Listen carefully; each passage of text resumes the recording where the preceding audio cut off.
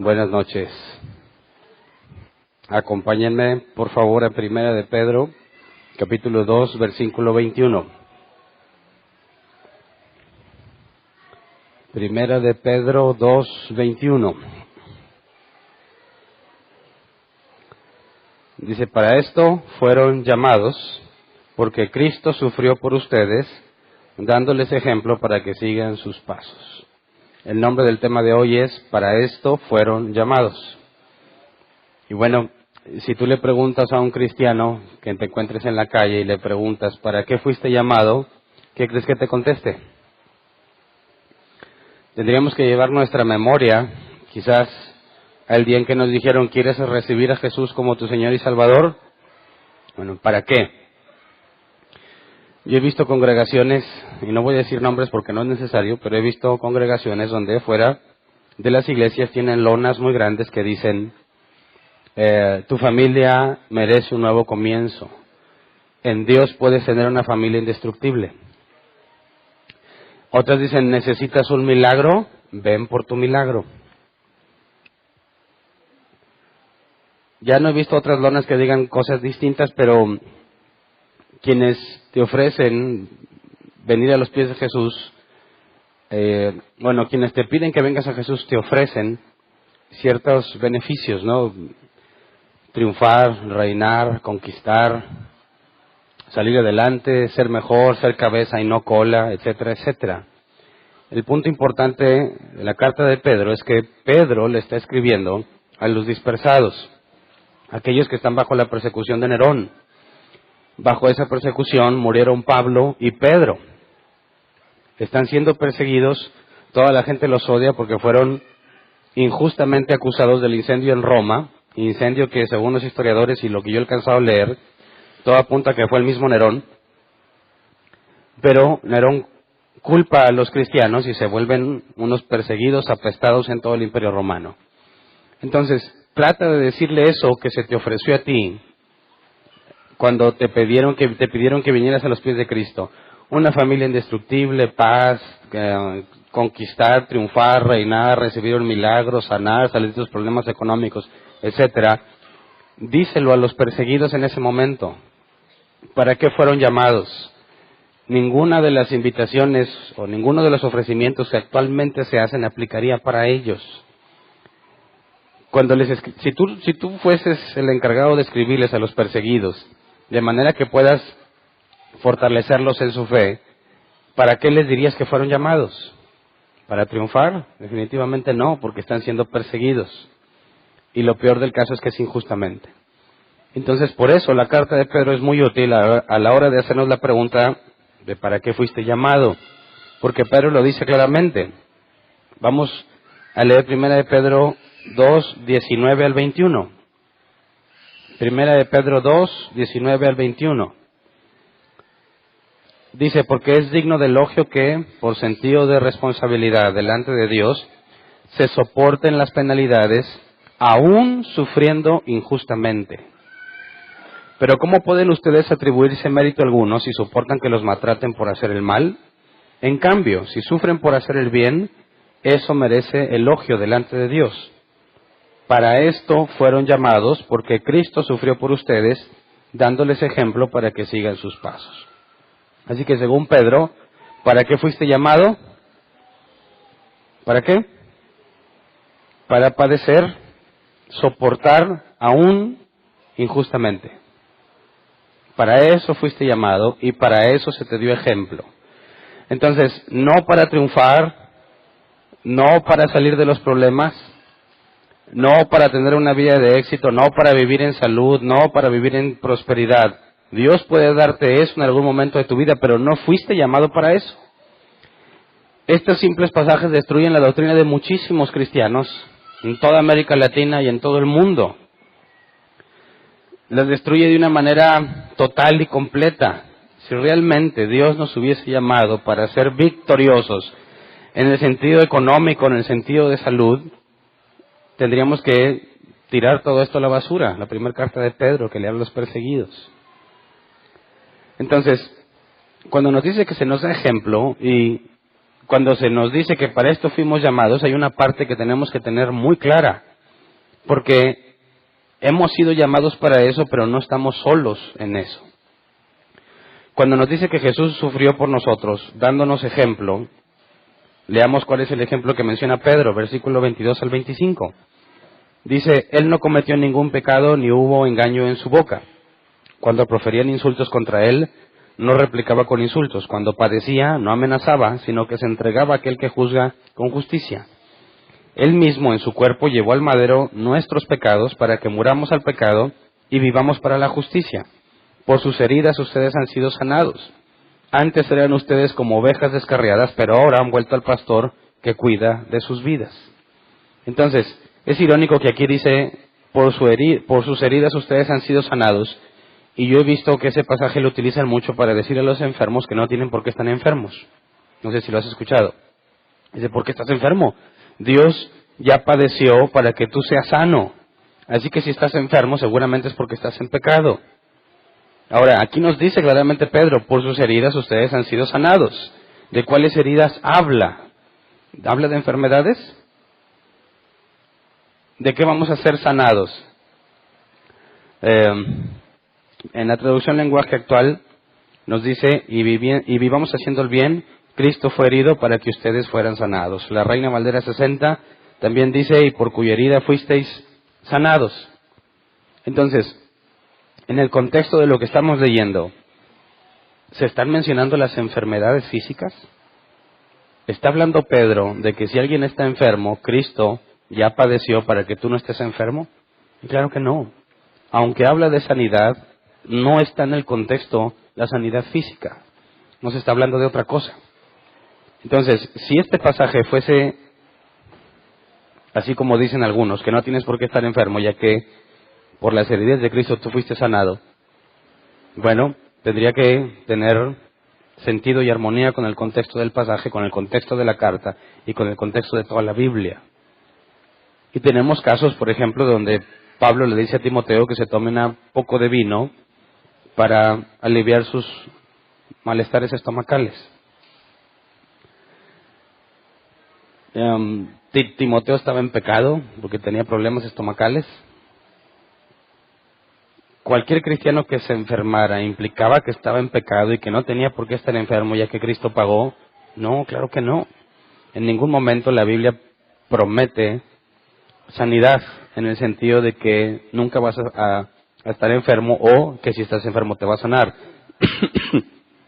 Perdón, muchos cristianos mueren de cáncer. Muchos cristianos mueren por distintas enfermedades y eso es un hecho. Y en ningún momento tendríamos que decir, bueno, todos los cristianos que se murieron por una enfermedad entonces no eran cristianos porque Jesús ya había pagado con sus heridas para que fueran sanados. Y como no sanaron, entonces no eran de Jesús. Esa tendría que ser la única conclusión lógica, si este pasaje es cierto. Pero sabemos que no. Muchos cristianos, verdaderos creyentes, mueren a causa de las enfermedades. Entonces no puede ser ese el sentido del pasaje. Así que en el versículo 25 nos dice, antes eran ustedes como ovejas descarriadas, pero ahora han vuelto al pastor que cuida de sus vidas. La Reina Valera 60 dice, porque vosotros erais como ovejas descarriadas, pero ahora habéis vuelto al pastor y obispo de vuestras almas. Ambas traducciones son válidas. El que cuida a las almas o el que vela por las almas es el obispo. Entonces se puede traducir como obispo o el que cuida sus vidas. Entonces, este versículo 25 nos enseña que aunque fuimos llamados para soportar las penalidades, incluso cuando son injustas, y que Jesús nos dio el ejemplo, este versículo nos enseña que la clave está en que el pastor cuida de nuestras vidas, y aquí hace referencia a Jesús. Entonces hay una relación entre soportar las penalidades injustamente, o sea, las penalidades que no te mereces. Hay una relación entre eso y ser cuidado por Jesús. Entonces Pedro, para poder decirle a estos creyentes que están siendo perseguidos, decirles, para eso fuiste llamado, para que aguantes, para que resistas, aunque te azoten, aunque te encarcelen, como vimos en las cartas, creo segunda carta de Timoteo, lo que le estaba pasando a los creyentes, les quitaban sus propiedades, los azotaban, los encarcelaban, algunos los mataban, algunos los hacían arder como antorchas vivas, algunos los entregaban a las fieras. Pedro les dice, para eso fuiste llamado, pero no debes olvidar que antes eras una oveja descarriada y ahora que sufres injustamente hay un pastor que te cuida, que es Jesús. Entonces necesitamos entender cómo es que fuimos llamados para soportar, pero al mismo tiempo, eso que tenemos que soportar no es una responsabilidad solamente nuestra, sino que tenemos a alguien que nos cuida, que es Jesús. ¿En qué consiste ese cuidado? ¿En qué consiste la confianza que podemos tener en que si llegase persecución a nuestro país, como pasa en Siria, en Egipto, en todos esos lugares, los cristianos permanecerían firmes?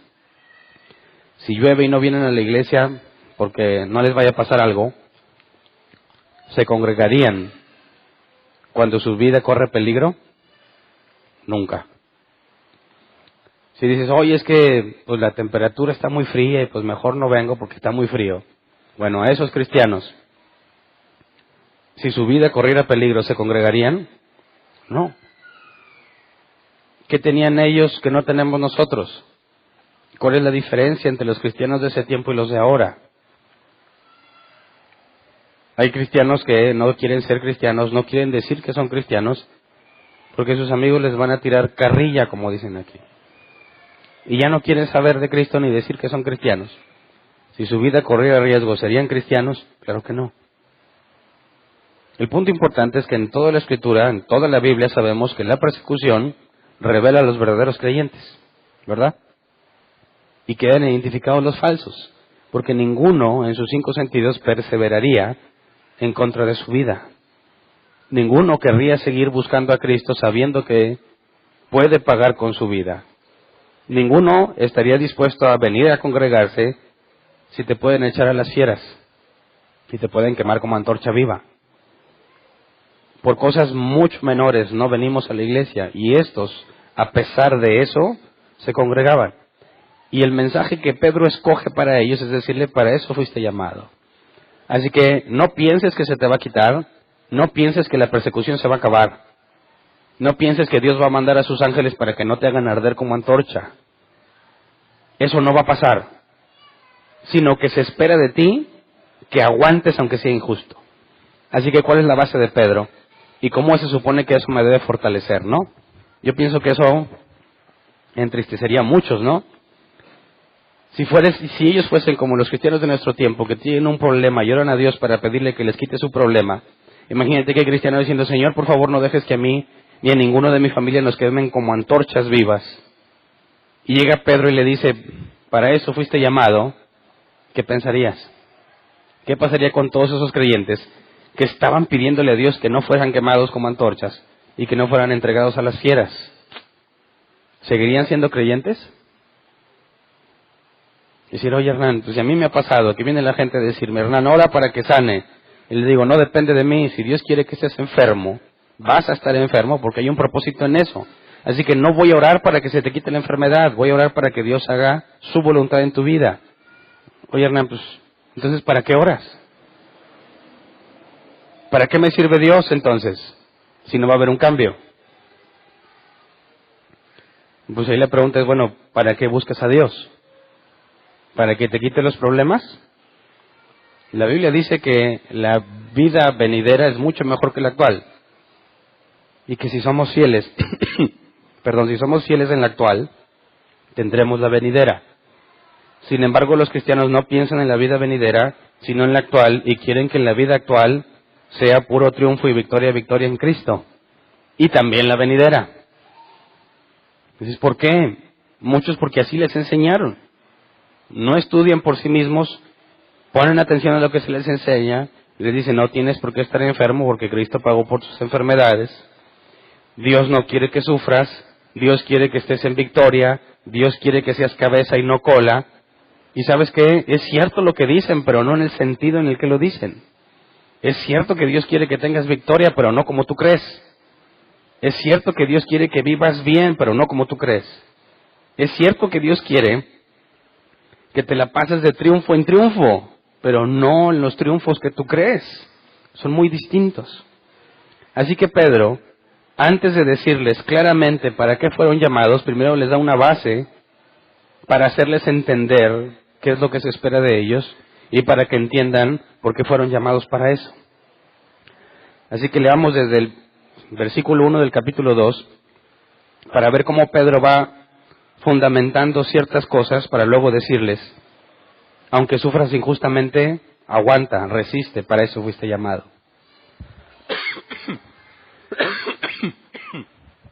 Perdón. Entonces, si logramos entender esto, en nuestras propias vidas, cuando tengas problemas, vas a poder decir, Señor, no te pido que me quites el problema, sino que me enseñes a resistir. Cuando alguien muy emproblemado se te acerca a decir, oye, ¿cómo le hago para salir de eso? ¿Qué dice la Biblia? ¿Qué le vas a decir? Tienes muchos problemas. Sí, es que es bien injusto que me traten así. Para eso fuiste llamado. Y no le va a gustar a la gente. Gracias. No le va a gustar a la gente, pero se lo tienes que decir. Pero se lo tienes que decir con el contexto que vamos a leer, ¿ok? Yo te he estado diciendo muchas cosas sin contexto. Por eso estoy seguro que, o no sé si aquí entre ustedes, pero los que después oyen el audio o el video van a decir, Hernán está mal, Dios es un Dios de amor. Dios no puede desear esas cosas porque Él me ama. Así que dame oportunidad de demostrarlo. Versículo 1 al 3 dice, por lo tanto, abandonando toda maldad y todo engaño, hipocresía, envidias y toda calumnia, deseen con ansias la leche pura de la palabra como niños recién nacidos. Así por medio de ella crecerán en su salvación, ahora que han probado lo bueno que es el Señor. Por lo tanto, nos llevaría al capítulo 1 que analizamos ya en 2 temas pasados. En forma resumida, lo que acaba de decir es que nacimos de nuevo. Y como nacimos de nuevo, por lo tanto, tienes que abandonar la maldad, el engaño, la hipocresía, las envidias y toda calumnia. Y desear la leche pura de la palabra. Ahora, vamos a 1 Corintios 3, 1 al 3. 1 Corintios 3, 1 al 3. Pablo habla en otro sentido de la leche, en la que menciona Pedro. Dice, yo hermanos, no pude dirigirme a ustedes como espirituales, sino como inmaduros, apenas niños en Cristo. Les di leche porque no podían asimilar alimento sólido, ni pueden todavía, pues aún son inmaduros. Mientras haya entre ustedes celos y contiendas, ¿no serán inmaduros? ¿Acaso no se están comportando según criterios meramente humanos? Entonces, Pedro dice que anhelen la leche pura, ¿verdad? Y Pablo dice que les dio leche porque no pueden con el alimento sólido. Entonces, ¿qué hago? ¿Anhelo la leche o no? ¿Le hago caso a Pedro o a Pablo? ¿Me están hablando de lo mismo o no? Entonces, Pablo dice que la leche es para los nuevos. Pedro dice que como niños recién nacidos, busquemos la leche. Pedro está hablando a todos esos cristianos como si fueran inmaduros. No. No están hablando en el mismo sentido. Pablo dice que personas debiendo ser maduras aún no pueden asimilar las cosas complejas de la Escritura. Así que fíjate, la persona que no se mete a escudriñar las cosas complicadas en la Escritura es un inmaduro. Obviamente, tomando en cuenta que no estás nuevecito, ¿verdad?, en las cosas de Dios. Si acabas de venir a los pies de Cristo y apenas estás aprendiendo y te metes en los asuntos difíciles, ahí te mereces un regaño de decir, no, tú todavía eres un bebé y no tienes por qué estar tratando de comer carne sólida. Primero enfócate en la leche. Pero aquellos que ya tienen tiempo en Cristo, que ya se les habló de lo básico y no tienen ningún interés o son muy negligentes a la hora de meterse en los asuntos complejos, entonces aquí aplica lo que dice Pablo. Tú ya deberías de comer cosas sólidas, pero eres un inmaduro. Así que esto demuestra, desde la perspectiva de Pablo, que todos los creyentes tenemos que escudriñar seriamente las Escrituras y meternos en los temas difíciles. ¿Ok? Si no te metes a los temas difíciles y complicados, no vas a madurar. Hay una relación entre la madurez y el conocimiento que tienes de la Escritura, y lo vimos el tema pasado. No puedes ser santo como Dios es santo si no conoces la Escritura. Porque la Escritura nos habla de la santidad de Dios o de la santidad que se demanda de nosotros. Y si no eres capaz de comprenderla, jamás vas a ser santo como Dios es santo. Pensarás que eres santo según tus propios criterios, pero no bajo el criterio bíblico. Así que el meternos a los asuntos complejos de la Escritura nos lleva a una santidad mayor, porque conocemos cada vez más a Dios y lo que pide de nosotros. Pero lo que Pedro dice es que nos enfoquemos en la leche pura de la palabra. Entonces, hablando de personas que nacieron de nuevo, su enfoque siempre va a ser la leche pura, no nada más leche. Si te fijas, Pablo habla de la leche como síntoma de inmadurez, y Pedro, cuando dice, deseen con ansias la leche pura de la palabra, no está hablando de la inmadurez, sino de la pureza, y de todo el bien que trae la leche materna a los niños. Entonces, cuando nos dice que busquemos la leche pura, la Reina Valera 60 dice, la leche espiritual no adulterada. Bueno, la traducción lenguaje actual dice, más bien busquen todo lo que sea bueno y que ayude su espíritu, así como los niños recién nacidos buscan ansiosos la leche de su madre. Y pues ni la Reina Valera 60 ni la NBI mencionan a la madre, ¿verdad? Así que la traducción lenguaje actual trata de hacerte entender que la leche materna es muy buena al compararla con cualquier otra leche. Pero si nosotros queremos buscar la leche pura, ¿cómo sabes que es pura? Pregúntale a cualquier predicador que quieras, a cualquiera. ¿La tuya es sana doctrina? ¿Qué te va a decir? Que sí, ¿verdad? ¿Y cómo sabes si sí o si no? Pues depende de qué tan pura es, o sea, que no esté adulterada. Pero ¿cómo sabes que está adulterada? A mí me llama la atención esas páginas en las redes sociales que si alguien conoce una iglesia de sana doctrina en tal lugar, y se agarran a poner un montón de iglesias, y varias iglesias yo las conozco y no tienen sana doctrina, y como que las ponen, ¿verdad? Y dices, bueno, ellos piensan que es sana doctrina. Así que la pregunta viene a ser inútil muchas veces, porque cada quien te pone lo que ellos creen que es sana doctrina, pero no necesariamente lo es. Y la palabra sana tiene que ver con apegada a la Escritura, a lo que Jesús dijo. Entonces, aquí tienes otro problema. Si tienes que buscar la leche pura, no puedes ser un inmaduro, porque el único que puede identificar la leche pura es el que conoce la Escritura, ¿verdad? Por eso Pedro no nos está hablando de inmadurez, nos habla o les habla a aquellos que saben discernir, conocen la enseñanza de Jesús y de los apóstoles, y pueden detectar cuando la leche es pura y cuando no. Y el llamado es a que busquen la leche pura de la palabra, y eso implica que ya tienes experiencia. Por eso cuando recién eres cristiano, te vas a creer todo lo que te digan, porque no tienes punto de comparación.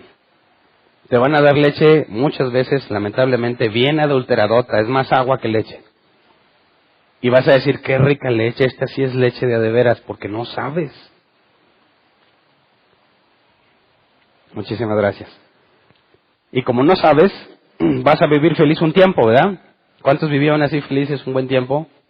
Pensando que bebían leche de veras, hasta que un buen día Dios te abre los ojos y te das cuenta de que te estás tomando pura agua con cal, que de leche no tiene nada. Y entonces se genera un conflicto, porque ya no estás a gusto, ya sabes que eso que supuestamente es leche no es leche. Y dices, bueno, pues quiero la leche pura o dame carne, y no te da ni una de las dos. Y te empiezas a deprimir y debilitar en las cosas de Dios. Algunos dejan de congregarse, algunos van pero no esperan nada de la vida, ni oran, ni leen, ni nada. Años y años, yo estuve como 3, 4 años yendo a la iglesia porque tenía que ir, pero no me servía para nada. Pero si no iba me sentía mal, tenía que ir, al menos tenía que ir. Y estás muerto completamente por dentro, completamente muerto, porque estás muerto de hambre, esa es la palabra. Estás muerto de hambre. Hasta que un buen día Dios te hace ver, te hace entender y te empiezas a alimentar. Y empiezas a avanzar. Entonces ahí está la diferencia entre lo que Pablo menciona de inmadurez y a las personas a las que Pedro se refiere que pueden identificar la leche pura. Así que si tú no estudias y no escudriñas, eres presa fácil te vas a creer cualquier cosa que te digan. Te van a decir, ahí está en la Biblia, y vas a decir, pues sí, cierto, pero no sabes de contextos, no sabes de nada, y lo peor es que a veces ni te interesa. Entonces, la tuya es sana doctrina, vas a decir, sí, pero pues cada que dice sí, a alguien que sí sabe, dejas ver nada más tu ignorancia. Así que este es un llamado serio. Pedro va a empezar a explicar cosas que tienen que ver con Israel, con las cosas del Antiguo Testamento, y busca aplicarlas al Nuevo Testamento. Leamos versículo 4 al 5. Cristo es la piedra viva, rechazada por los seres humanos, pero escogida y preciosa ante Dios. Al acercarse a Él, también ustedes son como piedras vivas, con las cuales se está edificando una casa espiritual. De este modo llegan a ser un sacerdocio santo para ofrecer sacrificios espirituales que Dios acepta por medio de Jesucristo. Entonces, si nosotros también somos como Jesús, como piedras vivas, ¿qué nos va a pasar con respecto a los seres humanos? Cristo es la piedra viva, rechazada por los seres humanos, pero escogida y preciosa ante Dios. Al acercarse a Él, también ustedes son como piedras vivas. ¿Qué implica? Serás rechazado por los seres humanos, pero eres escogido y precioso ante Dios. ¿Me explico? Ahora, ¿cómo le hacemos entonces para que los cristianos, para que los incrédulos vengan a la iglesia? ¿Cómo le hacemos? Si aquí nos dice que como Cristo vamos a ser rechazados por los seres humanos, así que ¿cómo los traemos? Yo pensaba hace años, y yo creo que muchos todavía lo hacen así, dicen, pues hay que hacer que se sientan a gusto, que se sientan cómodos, que se sientan en su ambiente, que no sientan un cambio brusco, que vean que somos iguales, tratando de evitar el rechazo, ¿verdad? Porque ¿cómo le haces para atraer a la iglesia a quien te rechaza? Porque si eres cristiano de a de veras, no le vas a caer muy bien a la gente. ¿Por qué? Si eres honesto, como vi un meme que decía, está un muchacho en una entrevista de trabajo y se menciona alguna de tus fortalezas. Y dice algunas y le dice algunos de tus defectos y dice ser honesto. Y dice el entrevistador, bueno, eso no creo que sea un defecto. Y dice el entrevistado, bueno, eso a mí no me importa lo que usted piense. ¿Entiendes el defecto? La honestidad, decimos todos que es una virtud, ¿verdad? Pero en la práctica, ¿lo es? ¿O no? Si estás en un trabajo y por ahí de repente hay que maquillar números para que le vaya bien al departamento y tú eres honesto, ¿qué vas a decir? Que no. Y que van a opinar todos de ti, mira qué virtuoso. Gente honesta es lo que necesitamos. ¿Qué van a decir? Ay, te vas a generar muchísimos problemas porque no vas a entrar en su juego. ¿Y sabes qué? El departamento no va a lograr sus metas por tu culpa, van a decir. Aunque todos la regaron, tú eres el único chismoso. Tú eres el único que no le entra y te van a odiar. El cristiano de veras va a tener muchos problemas porque las virtudes, a las que todos llaman virtudes, en la práctica nadie las considera así. ¿Verdad? ¿Qué tal te caía? Bueno, antes, ¿quién de aquí era el nerd de su clase en primaria? Para saber de qué voy a hablar primero. Uno. Compañero, no está solo, yo también era todo un nerd. Y por eso lo digo con la voz de la experiencia. ¿Qué pasa cuando la maestra está a punto de tocar el timbre de salida y no te ha dicho la tarea, no le ha dado la tarea al salón, todos están esperando que toque timbre y que la maestra no diga nada y sale el nerd de la clase, maestra, no ha dado la tarea? ¿Cómo van a sentir todos? ¿Van a estar todos en un mismo sentir, en un mismo espíritu contra el nerd? ¿Verdad? Porque no les va a caer en gracia que su honestidad y su genuina preocupación por ser un mejor estudiante cada día arruine un día sin tarea. Entonces fíjate que parece que los cristianos debían ser aceptados por el mundo, pero en la práctica no es así. No en este mundo.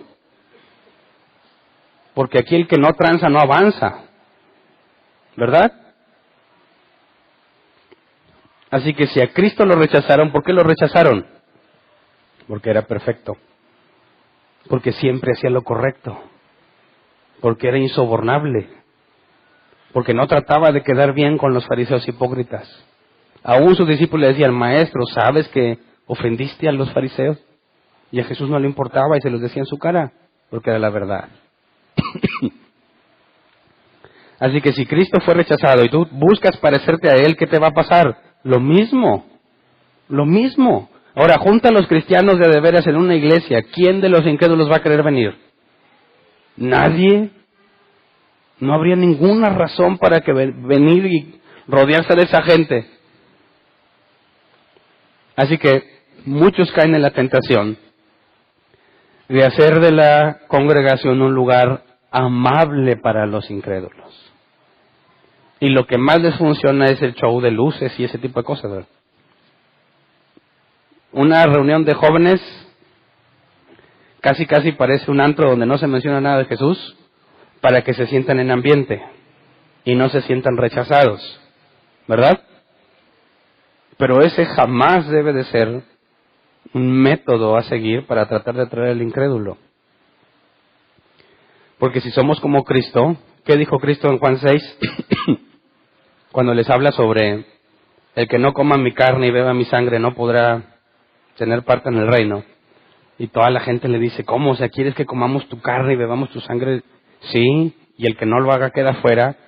Todos sus seguidores, todos lo dejaron, excepto los 12. Y cuando Jesús le pregunta a los suyos, ¿ustedes también se van a ir? Pedro habla por todos y dice, ¿a quién iremos? ¿Verdad? Solo tú tienes palabras de vida eterna. Así que Jesús nunca hizo algo por tratar de evitar que la gente se le fuera. Más bien le decía la verdad para ver si se iban. Porque solamente el que ha nacido de nuevo busca la verdad. Aunque estés enfermo, vas a buscar la verdad, vas a buscar a Dios aunque la enfermedad no se te quite. Vas a buscar a Dios aunque tu familia esté deshecha. Vas a buscar a Dios aunque no tengas ganas. Porque hay algo dentro de ti que te mueve, aunque te perjudica, entre comillas. Así que dice Pedro, al acercarse a él, también ustedes son como piedras vivas con las cuales se está edificando una casa espiritual. De este modo, llegan a ser un sacerdocio santo para ofrecer sacrificios espirituales que Dios acepta por medio de Jesucristo. Ahora, ¿realmente somos sacerdotes? Mira, ¿cuál es la diferencia entre un sacerdote y el que no lo era en el pueblo de Dios? Hablando de los israelitas. Bueno, el sacerdote podría acercarse al lugar santo, ¿verdad? Ofrecía sacrificios y muchas cosas en favor del pueblo y eran encargados de instruir al pueblo en las cosas de Dios. Solo los descendientes de Leví podían ser sacerdotes y los descendientes de Aarón sumos sacerdotes. Todos los demás no, ¿verdad? Ahora en Cristo, si todos son sacerdotes, ¿cuál es la diferencia? ¿Hay alguien en Cristo que no sea sacerdote? No. Entonces, ¿cuál es la diferencia entre los sacerdotes de aquel entonces y los sacerdotes de hoy para con el pueblo de Dios? Bueno, si todos los cristianos somos sacerdotes, entonces no estamos para interceder por nosotros mismos, ¿verdad?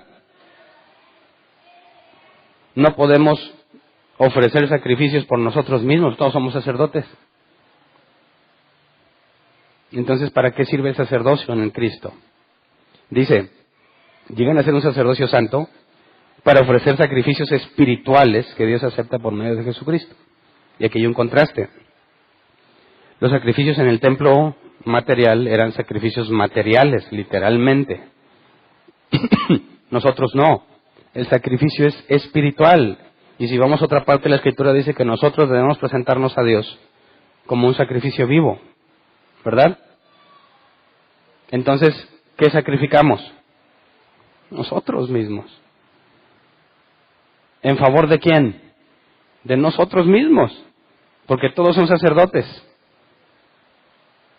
Entonces aquí está haciendo un contraste. En aquel entonces, bajo la ley de Moisés, el sacerdote estaba puesto en favor del pueblo. Pero si nosotros todos somos sacerdotes, no estamos por el bien de nosotros mismos, es decir, entre el pueblo. Tenemos un sumo sacerdote que es Jesús, y Él hizo un sacrificio una sola vez y para siempre, de manera que no se necesitan más. Lo que Pedro habla en cuanto a sacrificio espiritual, lo vemos en otras partes de la Escritura, cuando nos ofrecemos nosotros mismos como holocausto. Y fíjate, Pedro va empezando a poner el tema para ir hacia sufrir aunque sea injusto. Habla de sacrificarte a ti mismo, espiritualmente, ¿verdad? No significa que agarres una vara con púas y te empieces a martirizar para agradarle a Dios, para sacrificarte, no. Sigamos leyendo.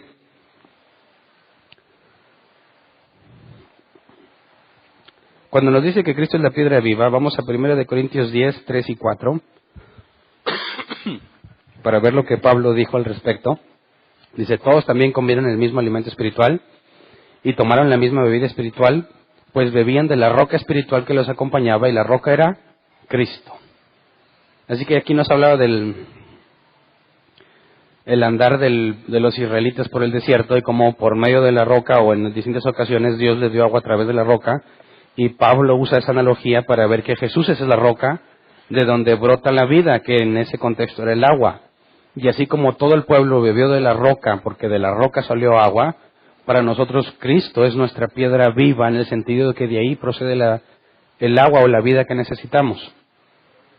Así que al hablar de una piedra en la cual se está creando un edificio, vamos a Efesios 2, 19 al 20, que Pablo también nos habló de esto. Efesios 2, 19 al 20 dice, por lo tanto, ustedes ya no son extraños ni extranjeros, sino conciudadanos de los santos y miembros de la familia de Dios, edificados sobre el fundamento de los apóstoles y los profetas, siendo Cristo Jesús mismo la piedra angular.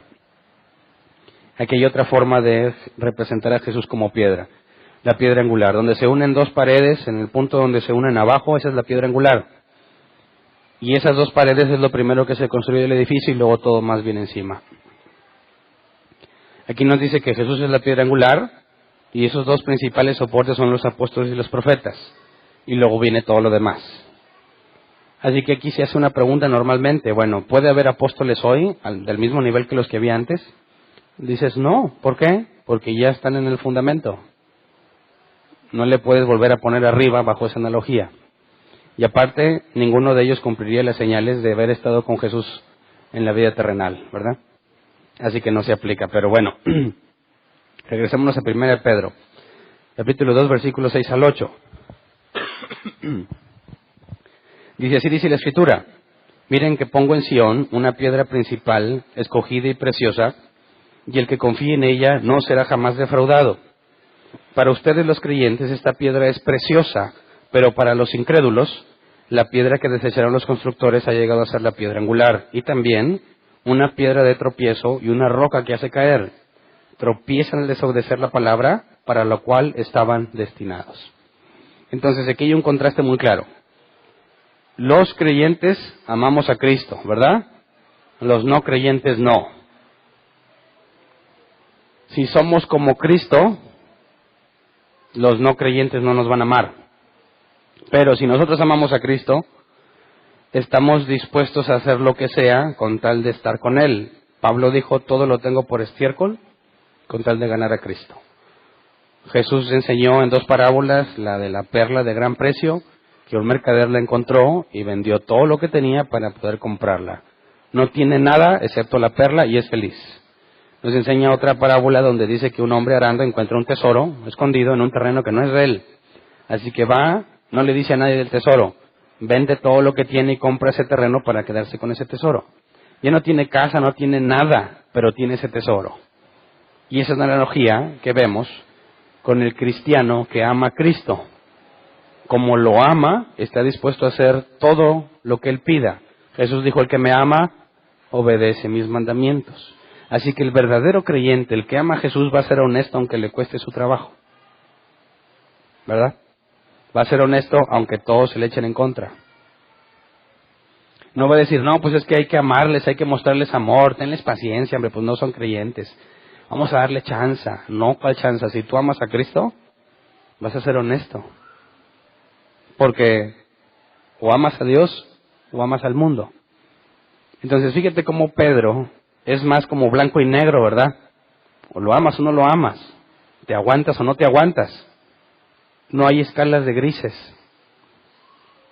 Y bueno, cuando nos dice aquí tres pasajes del Antiguo Testamento, cuando dice, miren que pongo en Sión una piedra principal escogida y preciosa, y el que confíe en ella no será jamás defraudado. Está citando Isaías 28. Vamos a Isaías 28, 15 al 18. Solo para entender qué significa esto de la piedra. Dice, Isaías 28, 15 al 18, para entender en contexto lo que Pedro cita. Dice, ustedes dicen, hemos hecho un pacto con la muerte, hemos hecho una alianza con el sepulcro. Cuando venga una calamidad abrumadora, no nos podrá alcanzar, porque hemos hecho de la mentira nuestro refugio y del engaño nuestro escondite.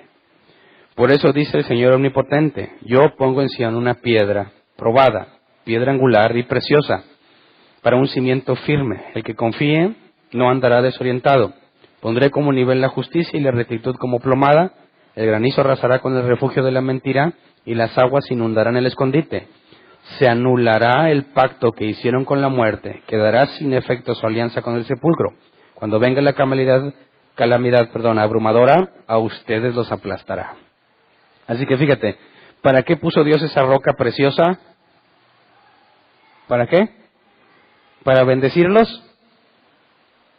No. Para anular el pacto que hicieron con la muerte, que quede sin efecto su alianza con el sepulcro, y para que cuando venga la calamidad los aplaste. ¿Por qué? Si Dios nos ama. ¿Cómo explicamos eso? ¿Cómo explicamos el amor de Dios en estos pasajes? Si Dios nos ama y nos quiere dar una vida mejor, ¿por qué Dios dice que la piedra que va a poner es para que la calamidad los aplaste? Que aquí hay algo muy claro. ¿Es cierto que Dios ama al pecador pero aborrece el pecado? No es cierto. Es falso. Dios aborrece al pecador y al pecado. Las dos cosas. Cualquiera que no lo ame a Él es su enemigo. Cualquiera. Y cuando alguien predica un Dios de amor que ama a todos, no importa qué camino busque para llegar a Él, Él los ama a todos, se está predicando un Dios falso, un Dios que no concuerda con la Biblia. Y por eso tenemos problemas a la hora de la dificultad, porque el Dios que me han enseñado no cuadra con lo que me está pasando. ¿Verdad? Entonces la gente dice, ¿por qué me está yendo mal? Pues tiene que ser culpa del diablo, porque Dios me ama. Falso. Si tú no eres un hijo de Él y no naciste de nuevo, es falso que Él te quiera dar una vida mejor. Estás en contra de Él y te lo va a dejar claro. Y es más, lo mejor que puede hacer por ti es dejarte en claro que eres enemigo de Él. ¿Verdad? Porque al darte cuenta que eres enemigo de Él, al menos tienes la oportunidad de arrepentirte. Pero si te deja engañado pensando que eres su amigo y el día del juicio te condena, es lo peor que te puede hacer. Entregarte a tus propios pensamientos. Lee Romanos 1. Por cuanto no quisieron tener en cuenta a Dios, los entregó a sus razonamientos depravados. Si Dios no lucha contigo, o sea, contra ti, aún siendo creyente, si no te disciplina, si no te pone un alto en las cosas que haces, no te ama. Dios dice que azota a todo el que recibe por hijo, disciplina a todo el que ama. Entonces, fíjate cómo Pedro empieza a hablar de toda esta situación entre los que son de Él y los que no son. Los que son de Dios no van a ser amados por el mundo. Son amados por Dios, pero no por el mundo. Y los que no son de Dios son aborrecidos por Dios, pero amados por el mundo. Por eso, si Jesús predicara El evangelio que muchos predican hoy jamás lo hubieran crucificado. Lo hubieran hecho rey para que les diera una vida mejor a todos. ¿Verdad? Entonces, vamos a Salmos 118, 17 al 26. Cuando nos dice, la piedra que desecharon los constructores ha llegado a ser la piedra angular, está citando Pedro el Salmo 118. Para verlo en su contexto, empezamos desde el versículo 17. Dice, no he de morir, he de vivir para proclamar las maravillas del Señor. El Señor me ha castigado con dureza, pero no me ha entregado la muerte. Pausa. ¿Quién lo ha castigado? ¿Quién lo ha castigado con dureza? El Señor. ¿Y qué es lo que agradece? Que no lo ha entregado la muerte. Fíjate la perspectiva de un verdadero creyente. Dios me ha castigado con dureza porque he hecho las cosas mal. Ha sido duro conmigo. Pero al mismo tiempo está agradecido. ¿De qué está agradecido? De que no me ha matado. Y dices, ¿qué clase de psicótico agradece eso? Como las señoras que dicen, pégame, pero no me dejes. Así es el salmista, así es David. Como esas señoras que dicen, pégame, pero no me dejes. O sea, ¿somos masoquistas? ¿Nos agrada que Dios nos maltrate con tal de que no nos mate? No, aún la Biblia dice que la disciplina no es motivo de gozo al presente. No es algo agradable, pero aquel que conoce a Dios, que sabe que Él es perfecto, puro y santo, y si me corrige duramente es porque realmente me ama y me está transformando a su imagen. Y dices, entonces, oye, te fue de la patada, pero le agradeces que no te mató. Claro, porque si me muero, estoy condenado eternamente. Su disciplina no es para condenarme, es para restaurarme. Así que en eso consiste el agradecimiento, en que si estoy haciendo algo mal y Dios me castiga duramente, me muestra su amor, y cuando me doy cuenta que no me mató, aunque me fue muy mal, le agradezco, porque entonces eso provenía de Él para restauración, no para destrucción. Entonces, a los ojos de un incrédulo, ¿no te parece que estás loco? O sea, ¿no te parece que los cristianos están locos? ¿Cómo que gracias a Dios porque me trataste bien mal, pero no me mataste? ¿Para qué quiero un Dios así? Bueno, porque su mentalidad es completamente diferente. Dice, el Señor me ha castigado con dureza, pero no me ha entregado la muerte. Ábrame las puertas de la justicia, para que entre yo a dar gracias al Señor. Son las puertas del Señor por las que entran los justos. Te daré gracias porque me respondiste, porque eres mi salvación. La piedra que desecharon los constructores ha llegado a ser la piedra angular. Esto ha sido obra del Señor y nos deja maravillados. Este es el día en el que el Señor actuó. Regocijémonos y alegrémonos en Él. Señor, danos la salvación. Señor, concédenos la victoria. Bendito el que viene en el nombre del Señor. Desde la casa del Señor los bendecimos.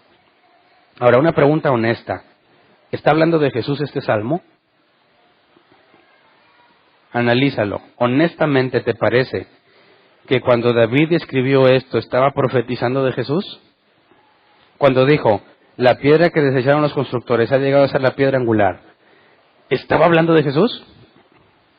¿Sí o no?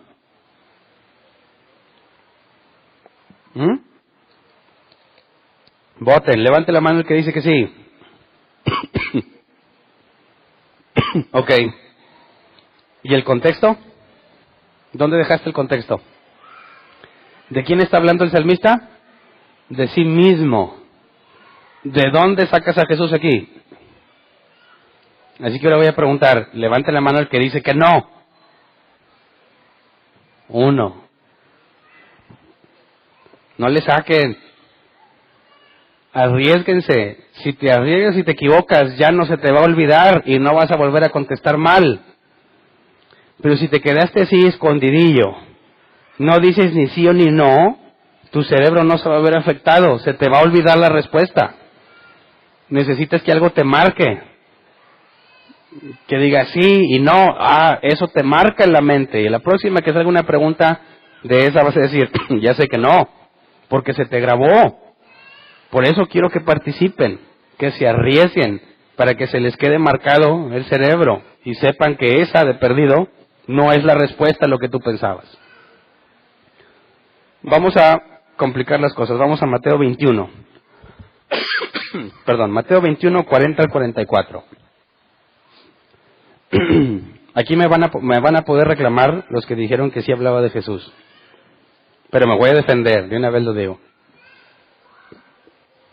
Ahora bien, está hablando aquí Jesús, cuando vuelva el dueño, ¿qué hará con esos labradores?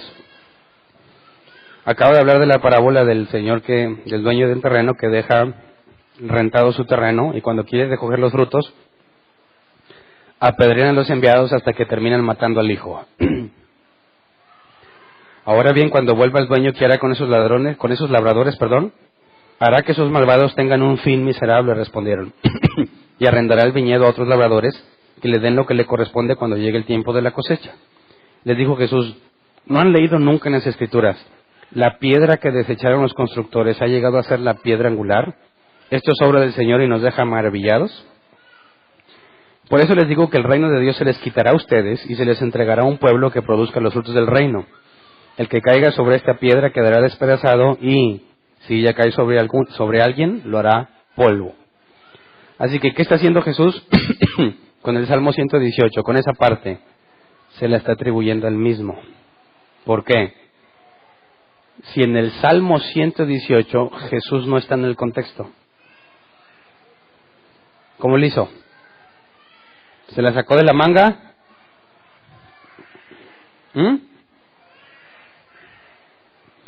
Es que no es una profecía de Jesús. Ahí no está profetizado Jesús. Jesús está aplicando el Salmo 118 en sí mismo tal como David lo dijo de sí mismo. Que iba a ser tratado con dureza, pero no sería dejado en la muerte. Y que, aunque todos lo desecharon, se convertiría en la piedra angular. Y por eso Jesús se lo aplica a sí mismo. Tal como David dijo de él, Jesús lo dice de sí mismo. Sería tratado con dureza. Se alegrará en el Señor. Él sí se va a morir. Jesús murió y resucitó. Pero lo que todos desecharon, como todos lo desecharon, Él se convierte en la piedra angular. Y se convierte en tropezadero para los demás. Así que, ojo, no era una profecía de Jesús, No era una profecía sobre Jesús. Jesús aplica el sentido del Salmo 18 sobre su vida, diciendo que de la misma manera en que David lo dijo, pasaría con él. ¿Sí queda claro? Entonces no cometan errores cuando vean pasajes del Antiguo Testamento refiriéndose a Jesús. No digas, esta es una profecía del Mesías. No es cierto. El Mesías no está para nada en el contexto del Salmo 118. Más bien, Jesús está diciendo que así como pasó en ese contexto, así pasaría con él. Aunque nadie sabía que era una profecía del Mesías. O sea, que hablaría del Mesías, no es una profecía, sino que en la aplicación queda perfectamente en lo que sucedió con Jesús, ¿verdad? Muy bien. Vamos por último a Isaías 8, 11 al 15, para ver lo de la roca, cuando dice que será una piedra de tropiezo.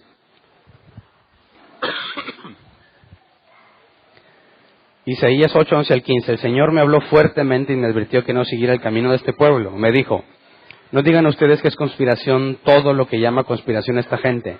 No teman lo que ellos temen ni se dejen asustar. Solo al Señor Todopoderoso tendrán ustedes por santo. Solo a Él deben honrarlo. Solo a Él han de temerlo. El Señor será un santuario, pero será una piedra de tropiezo para las dos casas de Israel. Una roca que los hará caer.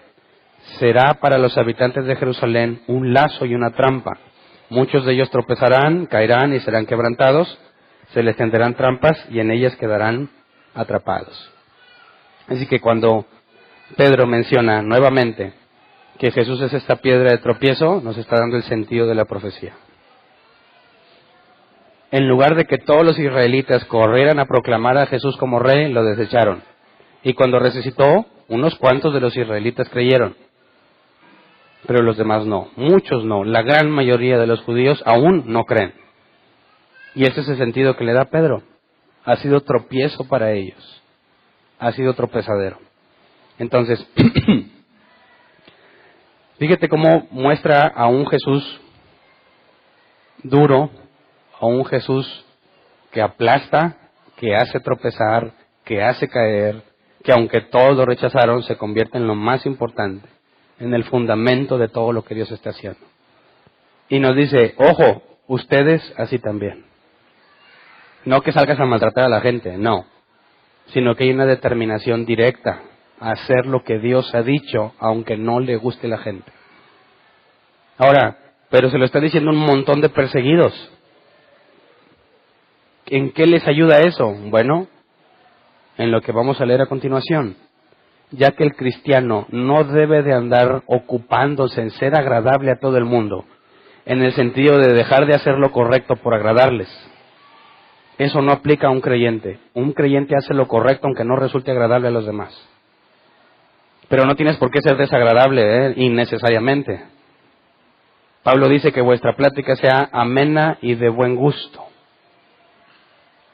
Y yo de manera amena y de buen gusto puedo hablar y debo hablar con todos, pero cuando se trata de hacer lo correcto, no hay nada que negociar. Se hace lo correcto, Hernán, pero nos vas a perjudicar a todos. Por tu culpa no vamos a llegar a la meta. ¿Qué respondes ante eso? ¿Realmente va a ser por tu culpa? ¿O ya no habían llegado a la meta desde antes?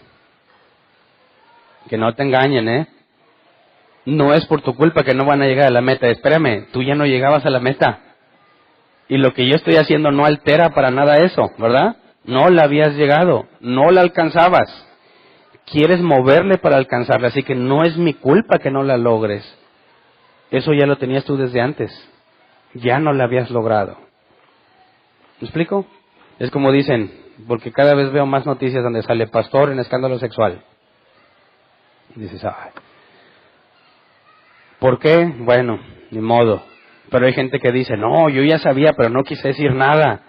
Dices, ¿por qué? No, ¿cómo voy a arruinar su ministerio? ¿Qué opinas? ¿La persona que revela el adulterio de un pastor le arruina el ministerio? Claro que no, él se lo arruinó solo con su adulterio. Ya lo arruinó y lo tiene arruinado hace tiempo, nomás que nadie sabe. Y el hecho de que yo lo diga no es que lo arruine, ya está arruinado. Solo voy a enterar a los demás de lo arruinado que está. ¿Verdad? Dicen, hey, aguas, tú ya viste, pero no digas nada porque luego generas un mal. ¿Yo voy a generar un mal por decirlo? El mal lo generó él en el momento en que lo hizo. No lo voy a generar yo. Yo voy a hacer lo correcto. Tengo que hacer lo correcto. Pero no soy yo el que lo está destruyendo. Solos lo destruyeron. ¿Verdad? Así que no te engañen. Y si nos regresamos a Pedro, para ver este último pasaje acerca de la piedra, cuando nos dice, perdón,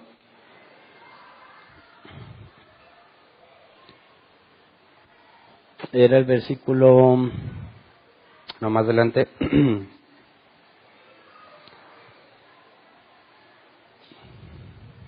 era el versículo 8, ¿verdad?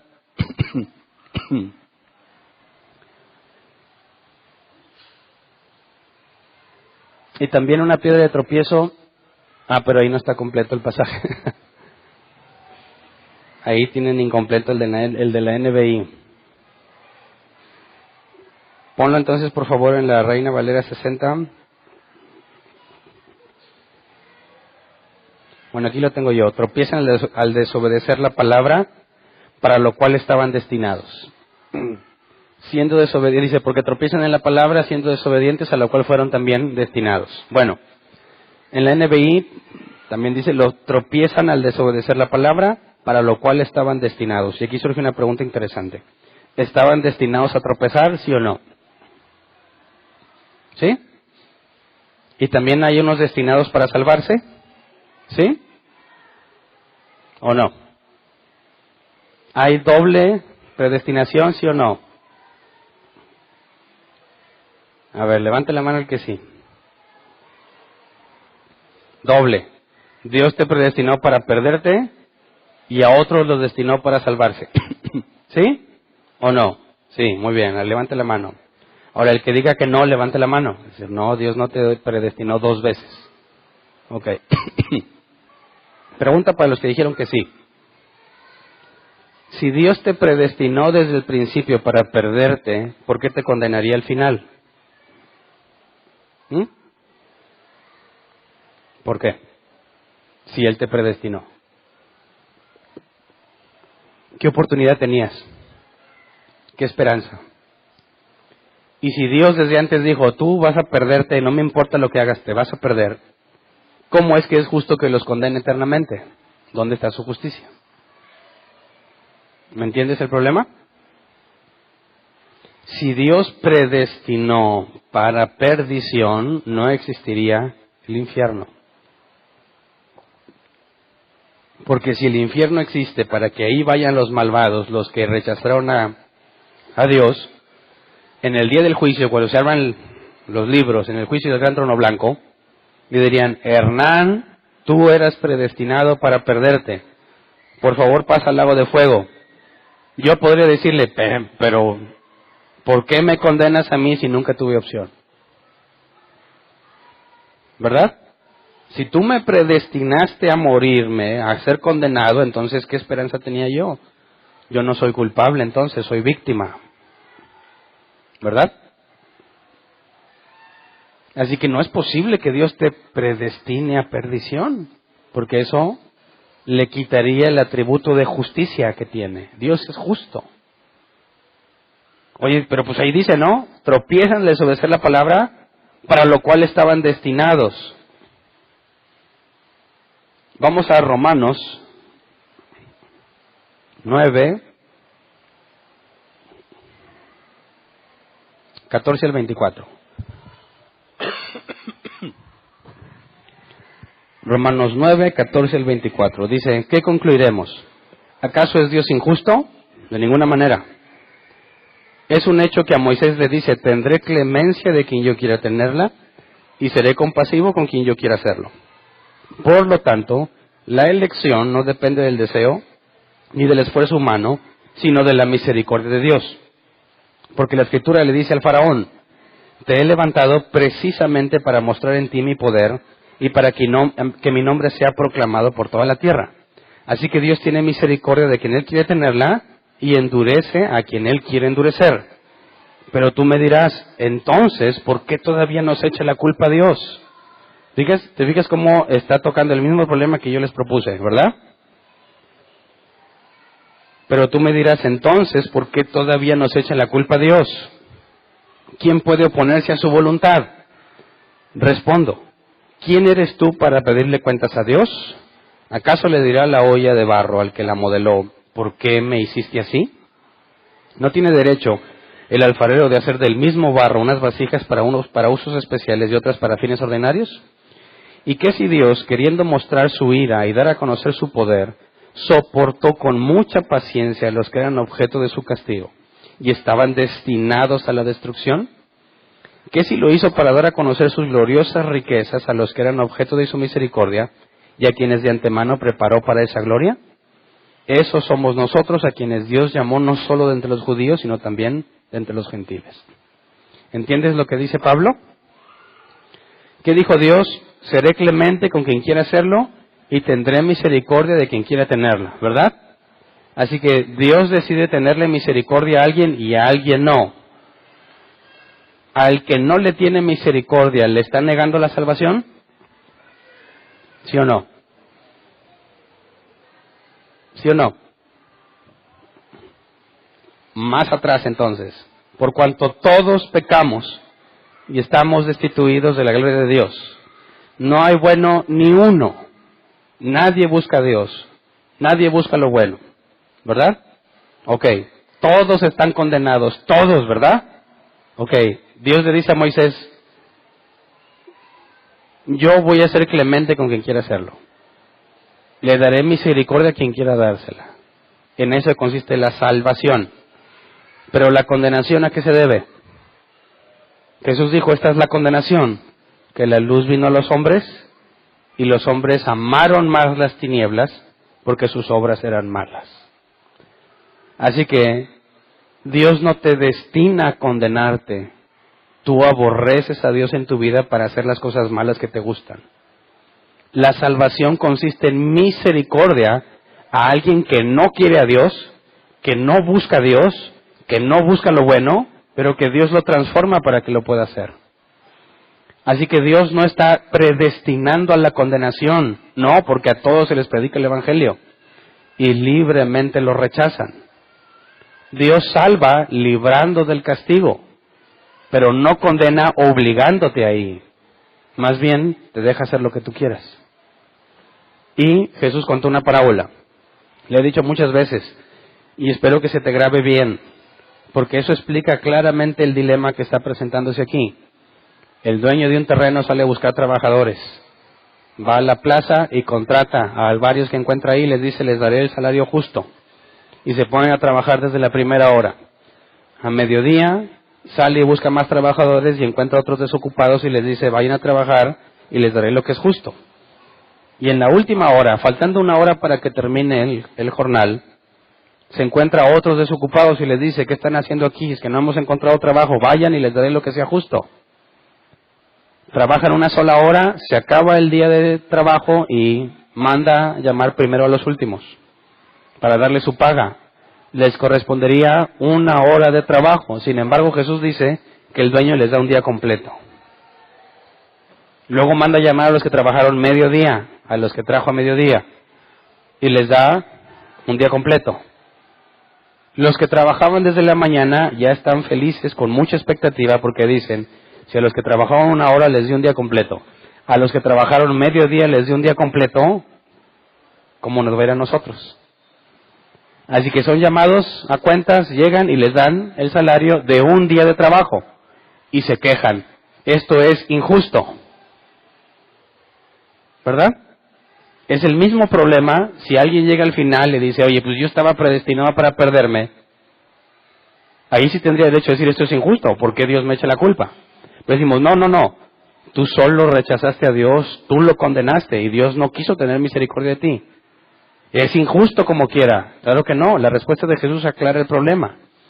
Jesús dice que el dueño le dice a los que se quejan, a los que trabajaron un día completo y se les pagó un día completo. Dicen ellos, es injusto, y él dice, no, amigo, no te hago injusticia, te di lo que es justo. Pero tu problema es envidia. Lo que yo haga con mi dinero, ¿a ti qué? Si a estos que trabajaran menos yo les quiero dar más dinero, ¿cuál es el problema? ¿Fue Dios injusto al pagarles un día de trabajo a los que trabajaron un día de trabajo? No. ¿Y por qué les da coraje? Porque a otros les regaló dinero. Y eso es lo que dice Pablo. Dios tendrá clemencia de quien Él quiera tenerla. Será misericordioso de quien quiera hacerlo, pero a todos los demás les va a dar lo justo. ¿Y qué es lo que se merecen sus obras? Condenación. Así que Dios no predestina para condenación. Dios les da su justa retribución. La predestinación para salvación implica misericordia. Te está dando algo que nunca merecías ni merecerás. Y el que se queje, lo único que tiene es envidia, según las palabras de Jesús.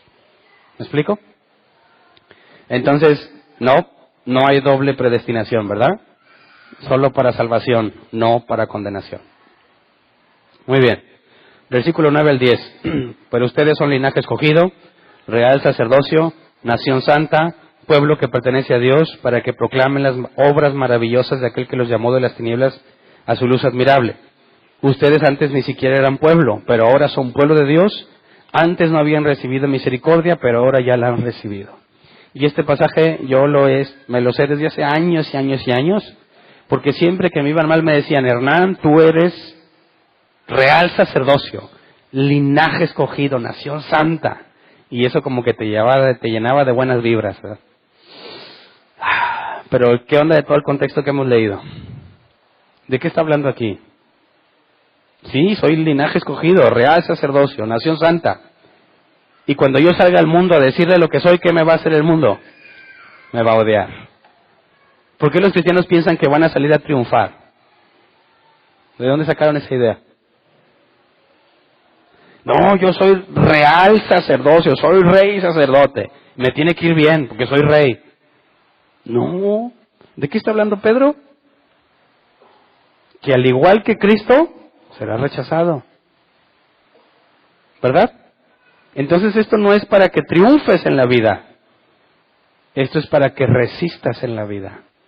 Sabiendo que Cristo, desechado por todos, será precioso para Dios, también tú.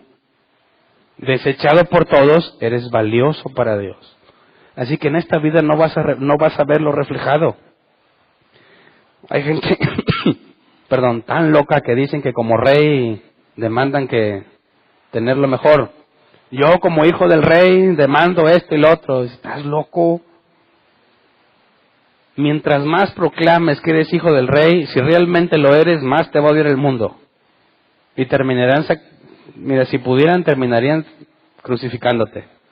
Si realmente fueras honesto y sin mancha como se nos manda hacer, no estarías vivo ya. El mundo no te soportaría. ¿Verdad? Así que por eso, versículo 11 al 14, Pedro ahora sí empieza a decir, bueno, ya que vimos todo eso, nuestra similitud con Cristo y quiénes somos para Dios, aunque el mundo nos trate como a Cristo, dice, queridos hermanos, les ruego como a extranjeros y peregrinos en este mundo que se aparten de los deseos pecaminosos, que combaten contra la vida, mantengan entre los incrédulos una conducta tan ejemplar que aunque los acusen de hacer el mal, ellos observen las buenas obras de ustedes y glorifiquen a Dios en el día de la salvación. Sométanse por causa del Señor a toda autoridad humana, ya sea al rey como suprema autoridad o a los gobernadores que le envía para castigar a los que hacen el mal y reconocer a los que hacen el bien. Aquí hagamos una pausa. Fíjate, tenemos que portarnos bien para que cuando los incrédulos nos quieran acusar de algo, no tengan de qué acusarte. ¿Verdad? Ok. Si yo realmente soy hijo de Dios como Cristo, entonces soy extranjero y peregrino en este mundo. ¿Qué extranjero y peregrino? Uno que nada más va de paso, quiere establecerse bien y tener lo mejor del mundo. Dices, no, o eres extranjero y peregrino, o estás bien instalado en el mundo. Así que aquellos que dicen, no, yo soy real sacerdocio, linaje escogido y todo, y ahora ya quiero tener lo mejor, se perdieron en la idea de extranjero y peregrino. Voy de paso, no me quiero establecer, no quiero echar raíces en las cosas del mundo, voy de paso nada más. Y cuando dice sobre la ley, sométanse por causa del Señor a toda autoridad humana, ya sea al rey como suprema autoridad o a los gobernadores que él enviará. Fíjate, esto es lo más irónico en nuestro mundo, ¿verdad? Para castigar a los que hacen el mal y reconocer a los que hacen el bien. En nuestro sistema de justicia mexicano, ¿esto funciona? Se castiga el que hace mal y se reconoce el que hace bien. Es opuesto. Entonces no tenemos por qué obedecerlos. ¿Sí o no? Sigamos leyendo. Versículo 15. Porque esta es la voluntad de Dios, que practicando el bien hagan callar la ignorancia de los insensatos. Eso es actuar como personas libres que no se valen de su libertad para disimular la maldad, sino que viven como siervos de Dios. Den a todos el debido respeto, amen a los hermanos, teman a Dios, respeten al rey. Fíjate, ¿quién es el que los está persiguiendo y los acusó de traidores y ateos? El emperador. Y Pedro les dice, respétalo. ¿Por qué lo voy a respetar si me quiere matar? Y los gobernadores, que se supone que están para castigar al malo y reconocer al bueno, están persiguiendo a los cristianos. ¿Les debo de obedecer, sí o no? Versículo 18 al 19. Criados, sométanse con todo respeto a sus amos, no solo a los buenos y comprensivos, sino también a los insoportables, porque es digno de elogio que, por sentido de responsabilidad delante de Dios, se soporten las penalidades aún sufriendo injustamente. Así que eso responde la pregunta. ¿Nos sometemos a ellos porque son buenos? No. Aunque no sean buenos. ¿Por qué? Porque toda autoridad es puesta ¿por quién? Por Dios. Si tú dices, Peña, el presidente es un error, no lo quiero, no debiera estar ahí, bueno, tienes derecho a expresar tu opinión, ¿verdad? Pero si eres cristiano y dices, ¿quién lo puso ahí? ¿Quién lo puso ahí? Dios, porque Dios pone toda autoridad. Así que el cristiano que dice que es un grave error que ese presidente esté ahí, ¿de quién se está quejando? ¿Del presidente? No, de Dios. ¿Verdad? Así que un cristiano que conoce a Dios no se va a quejar de qué clase de presidente tiene. ¿Verdad? Porque Dios lo puso con una buena razón. Quizás no me agrade, pero Dios lo puso. Así que, aún como está la situación, tenemos que buscar hacer lo correcto por sentido de responsabilidad delante de Dios, aunque sea injusto. ¿Verdad? Eso es digno de elogio, pero no de elogio del mundo. El mundo no te va a elogiar por eso, te va a decir que eres un cobarde, te va a decir que eres un mediocre, que no hace nada, te va a decir que no tienes el valor para luchar y hacer cambios en el mundo. ¿Verdad? ¿Por qué no hacemos una campaña anti-Trump? Bueno, porque si lees la Biblia, sabes que aunque tienes el derecho a manifestarte, el procedimiento es legal, es en una casilla, ¿verdad? Donde votas. Y si tú no puedes votar allá, ¿de qué te quejas? ¿Verdad? Ahora, si aquí puedes tener recursos legales para cambiar X partido político y todo, haz lo que te corresponde, vota por lo que sea, pero a fin de cuentas Dios está encima de todo eso.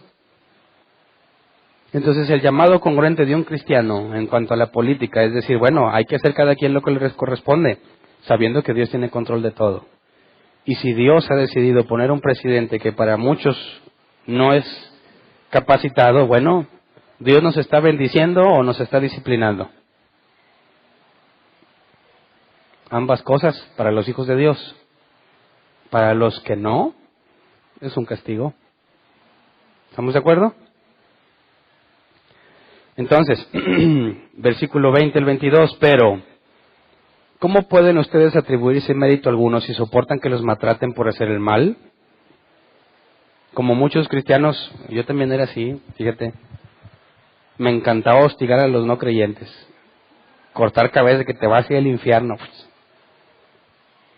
Si no aceptas a Jesús hoy, a lo mejor mañana te mueres y te vas al infierno. Y cuando les daba miedo se sentía mejor. Cuando te dicen, muere loco, pues te sentías como no funcionó, pero al que sí le daba miedo, ese te llenaba de... Y les mandabas esos videos de el infierno. Y hay videos donde la gente sale quemándose. Y todo el objetivo del video es asustarte. Y luego cuando me decían, es que tú eres un fanático, me persiguen por la causa de Cristo. Sufro por el Evangelio. No seas hipócrita. Eso no es sufrir por el Evangelio, los estás molestando, los estás hostigando, quieres obligarlos y presionarlos, cosa que nunca demanda la Escritura. No cumples lo que dice, que nuestra plática sea amena y de buen gusto, y que respondamos a nuestro adversario por si Dios les concede entenderlo y arrepentirse. Cuando tú eres alguien que nada más está hostigando y te dicen que estás mal y te empiezan a hablar mal de ti, eso no es padecer por el Evangelio, eso es padecer justamente. Y no esperen recompensa. ¿Puede ustedes atribuirse mérito alguno si soportan que los maltraten por hacer el mal? Claro que no. Esa no es la persecución de la que habla la Biblia.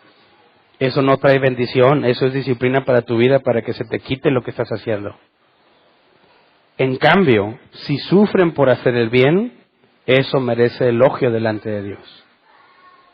Ahí el asunto, si siempre los tratas bien, de forma amena y de buen gusto, aprovecha las oportunidades sin presión, buscando el momento correcto por si Dios les concede entender, y encima te dicen que eres un fanático religioso y no quieren estar contigo, pues bueno, ya no quedó de ti. Y si te corren por eso, pues bueno, Dios, mira lo que me están haciendo. Señor, ¿por qué? ¿Qué te dirá Dios según este pasaje? Te va a decir, bien. Qué bien, Hernán, que aguantaste hasta que te corrieran. Señor, ¿por qué a mí? ¿Cómo, Hernán? Eso es digno de elogio. Te mantuviste bien, soportaste. Señor, ¿por qué? Yo te sirvo, siempre voy a la iglesia. Y dices, digno de elogio. No era justo que te trataran así. Lo bueno es que tienes un Dios justo, que no deja que eso sea en vano, ¿verdad? Dice el versículo 21, para esto fueron llamados, porque Cristo sufrió por ustedes, dándoles ejemplo para que sigan sus pasos. Él no cometió ningún pecado, ni hubo engaño en su boca. ¿Te das cuenta? Lo que para muchos cristianos es motivo de tristeza y depresión, y ya no quieren congregarse porque les fue mal, porque los corrieron injustamente. Dicen, pues ¿para qué quiero un Dios así? En lugar de que me suban de puesto, deja que me corran. Dices, tú no estabas buscando a Dios ni le conoces. Tú estabas tratando de mantener una vida bien. Y Dios era el medio para lograrlo. Pero el día en que haces algo digno de elogio de Él, no puede ser que estés amargado y sufriendo, cuando deberías estar feliz. ¿Verdad? Así que si te corren por ser cristiano, no te quejes. No digas, Señor, ¿por qué a mí? Porque Dios te va a decir, para eso fuiste llamado. Para que hagas lo mismo que hizo Jesús. Que cuando lo trataron injustamente, no hizo nada para defenderse. ¿Por qué? Porque ahí hay alguien en control de todo. Que ha dicho que todo obra para bien. Para aquellos que conforme a su propósito fueron llamados. Que dice que no vendrá ninguna prueba que no pueda resistir, sino que te dará juntamente la salida. Que dice que no olvida ninguno de sus frutos y que Él es galardonador de los que le buscan. Así que un cristiano que conoce a Dios y que pierde cosas injustamente por ser lo que Dios quiere y hacer lo que Dios quiere, no estaría deprimido pensando en separarse de la congregación. Estaría como aquellos que cantaban en la cárcel. ¿Quiénes eran? Pablo y Silas. Dices, oye, están encarcelados, golpeados, ¿por qué silban? Porque ellos entendían esto. Porque era injusto que los trataban así. Pero saben que al soportarlo, reciben elogio de parte de Dios. Fíjate cómo Pedro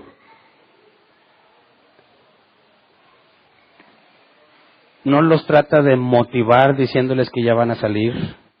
No les trata de motivar diciéndoles, voy a orar por ustedes para que Dios les quite eso. No los trata de motivar diciéndoles, hagan una cadena de oración, reúnanse en alguna plaza y clamen a Dios para que la situación cambie. No les dice nada de eso. ¿Qué les dice? Para eso fueron llamados. Resistan. Solo a los verdaderos cristianos les conforta. Todos los demás se van a ir de la iglesia. A mí me prometieron trabajo, salud, una familia indestructible. Me engañaron. Eso de Dios es pura mentira y se van. ¿Se los impediremos o dejamos que se vayan? Nos hacen un favor si se van. Porque en ningún momento su vida va a estar llena de triunfos. Va a estar llena de altibajos. Se estará en abundancia, dijo Pablo, y en escasez. Todo lo puedo en Cristo, que me fortalece. Y eso es lo que dice el versículo 25. Antes ustedes eran como ovejas descarriadas. No hay nadie cuidándolos. Sin pastor. Pero ahora han vuelto al pastor que cuida de sus vidas. Así que en esos momentos de extrema dificultad, Él te está cuidando. Y te dio ejemplo. Y no nada más eso, te sostiene con su Espíritu Santo en ti. Te guía a lo correcto. Así que podrás decir, me está yendo de la patada injustamente. Pero para esto fui llamado, para resistir. No estoy sin esperanza porque Dios conoce mis necesidades. Aún antes de que las diga, ya las conoce. ¿Quién de ustedes, siendo padre, si tu hijo te pide comida, le darás un escorpión? Si ustedes, siendo malos, saben dar buenas cosas a sus hijos, ¿cuánto más vuestro Padre que está en el cielo? Así que ahí es donde descansamos los creyentes. No pedimos venganza tampoco. Señor, págales ya, dale su merecido. No saben con quién se están metiendo. Un hijo del rey. Qué absoluta ignorancia. Señor, como dijo Esteban, no les tomes en cuenta este pecado. Jesús dijo, perdónalos porque no saben lo que hacen. ¿Por qué? Porque si también conocemos a Dios, también Pablo dijo, horrenda cosa es caer en manos del Dios vivo. Y como sé lo grave que es estar sin Dios, no se lo deseo ni a mi peor enemigo. ¿Te fijas cómo los creyentes de este entonces soportaban semejantes persecuciones? Porque tenían una leche pura, no adulterada. Que a la hora en que tienes que buscar en tu cerebro, ¿por qué me pasa esto? ¿Por qué me tratan injustamente? Tu cerebro va a buscar. Y si encuentra, Dios te ama, no quiere que sufras, Él ya pagó por tus enfermedades, Él quiere que tengas una vida victoriosa, te vas a empezar a preocupar. Pero cuando si te haces la pregunta y tu cerebro empieza a buscar, y llega, para eso fuiste llamado. Te ha castigado quizás duramente, pero no ha dejado que te mueras. Jesús padeció y no se defendió. Tienes un pastor que te cuida y empiezas a encontrar toda la verdadera escritura en tu mente. ¿Sabes qué? Ya no va a haber depresión, no va a haber angustia, vas a poder dormir en las noches. Porque tienes la palabra verdadera. Así que, ¿para qué fuiste llamado? ¿Quién quiere un mejor trabajo? Un mejor carro, una mejor casa. No te confundas, no tiene nada de malo que lo quieras. Pero el verdadero creyente le dirá como Jesús, mas no se haga mi voluntad, sino la tuya. ¿Verdad? Así que pongámonos de pie, vamos a orar. Quizás esté diciendo, Señor, es Semana Santa y aquí estoy. No me diste para las vacaciones. No te tortures. Quizás diga, Señor, nunca me he ido de vacaciones, ya por eso ni las espero. Tampoco te tortures por eso.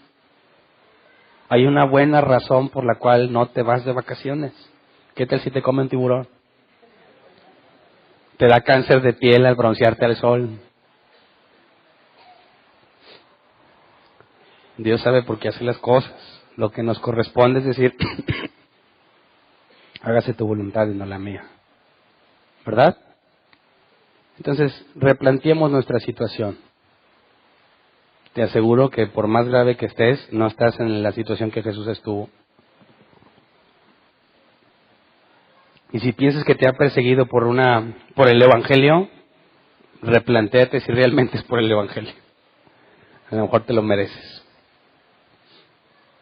Y si ya dices, no, pues sí, me lo merezco, no esperes recompensa, más bien disciplina. Y esa disciplina es motivo de agradecimiento, porque si no te disciplina, no te ama. Entonces oremos, cada uno en su situación. Yo sé que todos quisiéramos algo mejor en cualquiera de nuestras vidas. El punto es que le digamos a Dios, todo lo que me has dado me es suficiente, ¿verdad? Enséñame a administrar lo que tengo.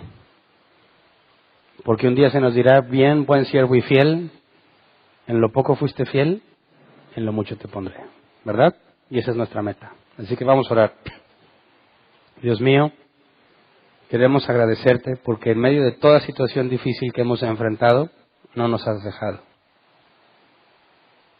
En nuestro caminar cristiano sabemos que enfrentaremos problemas de distintos tipos. Problemas muy grandes, problemas muy fuertes, pero también pequeños y sencillos.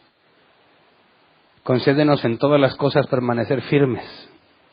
En las cosas que más nos parezcan complicadas, concédenos mayor gracia, porque tú nos cuidas, porque no estamos solos. No nos dejarás solos en el día de la prueba. Tu Espíritu nos sostendrá. Permítenos permanecer fieles según tu misericordia. Permítenos ser hallados constantes en las cosas del reino de Dios. Permítenos ser hallados diligentes, haciendo lo que nos corresponde, lo que nos toca según los dones que nos has dado. poniéndolo al servicio de los demás. Señor, hay gente que tiene más que nosotros y hay gente que tiene menos. Solo queremos pedirte que no nos des tanto, que nos olvidemos de ti y pensemos que nosotros lo creamos, ni tampoco que hagamos algo que te avergüence. Más bien, danos el pan necesario para permanecer agradecidos, para permanecer activos en el ministerio que nos has dado y conforme a tu misericordia alcanzar la salvación que has preparado para nosotros. Pero Señor, que en todas las cosas sean de acuerdo a tu voluntad, no conforme a la nuestra. Queremos pedírtelo en tu misericordia. No nos des lo que nosotros queremos. Bajo ninguna circunstancia no nos concedas lo que nuestro corazón anhela si no viene de ti. Cuando nos volvemos rebeldes o en nuestra locura hablamos, no nos tomes en cuenta nuestras peticiones. Por amor a tu nombre, solo danos aquello que proviene de ti. Aquello que has planeado para nosotros y diseñado para nosotros, porque tú has prometido que el que empezó la buena obra en nuestras vidas la terminará hasta el día de Cristo. No nos des conforme a nuestros vanos pensamientos, ni con nuestros vanos deseos, sino solamente lo que proviene de ti, Señor. Y enséñanos en medio de toda situación, aunque tengamos muy poco, a ser buenos administradores de lo que tenemos. No te pedimos que nos des en abundancia si tú no consideras necesario. Y no te pedimos que tengamos escasez si tú no lo consideras necesario. Concédenos dentro de lo que nos has concedido inteligencia y sabiduría para administrarlo correctamente, Señor, y tener aún en nuestra escasez, tener para compartir con los demás. Que podamos decir como Pablo, que trabajamos con nuestras manos por nosotros mismos y para ayudar a otros. Todo sea conforme a tu gloria, Señor. Si para esto fuimos llamados, según tu elección soberana, concédenos resistir y permanecer firmes, no importa cuán dura sea la presión externa. Que tu Espíritu Santo nos sostenga, Señor. Gracias de antemano. Amén. Pueden sentarse. Sección de preguntas. ¿Quién tiene una pregunta? Levante su mano y le llevan el micrófono. Las preguntas, por favor, que sean relativas al tema. Si tienes una pregunta que no es de este tema, con gusto la podemos platicar al final o ponernos de acuerdo para resolverla. Buenas noches. Buenas noches.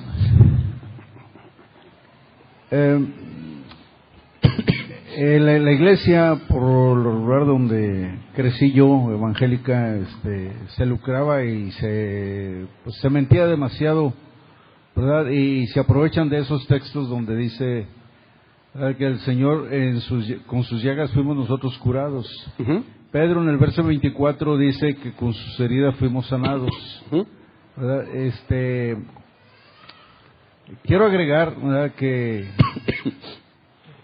hay en ese pueblo, ¿verdad?, que se miente mucho. En la iglesia donde vengo, en un sermón se dijo, si algún hermano está enfermo, si algún hermano necesita dinero o no tiene trabajo, ¿verdad?, y pide prestado, pregúntale primero. Si le vas a prestar, pregúntale primero a ver si está diezmando. O sea, es una maquinación de ideas sucias, ¿verdad?, para mandar mensajes, ¿verdad? Pero mi pregunta más es sobre los dos versos, ¿verdad?, que menciona Isaías y ahora Pedro en el verso 24.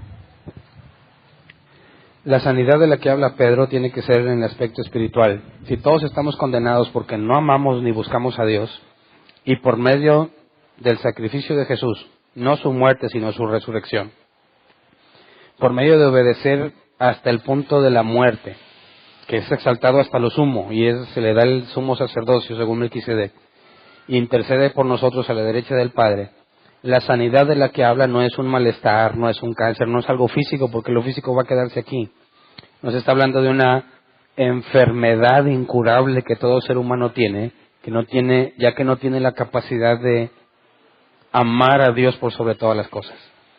Entonces, es cierto que por sus llagas fuimos sanados, pero no en el sentido de que ninguno de nosotros debería estar enfermo porque ya fue sanado, sino en el sentido de la eternidad en la que pasaremos, con Dios o sin Dios.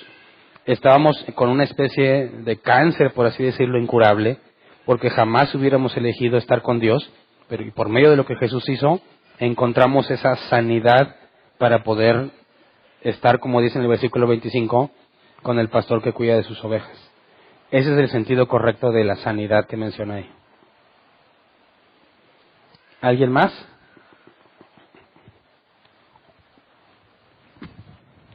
Buenas noches. Buenas noches. Con respecto a los gobernantes y todo eso, yo me siento entre la espada y la pared. Por ejemplo, ¿hasta qué punto debes luchar, por ejemplo, como sociedad? Aquí va más hacia que no debes violar las leyes que hay por tal de buscar una causa justa. Ajá. O sea, me quedé ambiguo en ese sentido de decir, oye, ¿debo simplemente soportar aunque haya maldad o es correcto pelear éticamente para buscar justicia en la tierra o simplemente me debo dejar someter, ¿verdad? ¿Qué es lo correcto? Podemos movernos en el ámbito legal. Someternos a las autoridades implica que usamos todos los recursos que tengamos al alcance, ¿no? Si, por ejemplo, en nuestro gobierno tenemos derecho a manifestarnos pacíficamente y lo hago, sigo sometido a las autoridades, ¿verdad? Estoy ejerciendo un derecho que la autoridad me da. Pero si quiero hacer una especie de revuelta, agrediendo propiedad ajena, dañando edificios, los famosos vitrales que se echaron acá en la manifestación. Si un cristiano anda haciendo esas cosas, ya no está sometido a la autoridad. ¿Me explico? Si dijeran, vamos a convocarnos para poder hacer ver al gobierno que estamos mal de manera pacífica, como la ley lo permite, estás en tu derecho de ir, aún sabiendo, porque si eres creyente y vas, sabes que aún Dios tiene el control. Haces la parte que te corresponde hasta donde llegue, pero sigues confiando en que Dios tiene el control. Así que las cosas que se hagan por fuera de lo que está legalmente permitido ya no corresponden al cristiano. A menos, y si quiero señalar esto, que la ley te pida algo contrario a lo que Dios pide. ¿Me explico? Si dijeran, está prohibido hablar del Evangelio, tendremos que desobedecer. Está prohibido reunirse los cristianos a estudiar la Escritura, tendremos que desobedecer. Tendremos que convertirnos en forajidos, en personas que viven en la ilegalidad, porque la Biblia dice claramente que es primero obedecer a Dios antes que a los hombres. ¿Verdad? ¿Alguien más? ¿No? ¿Acá?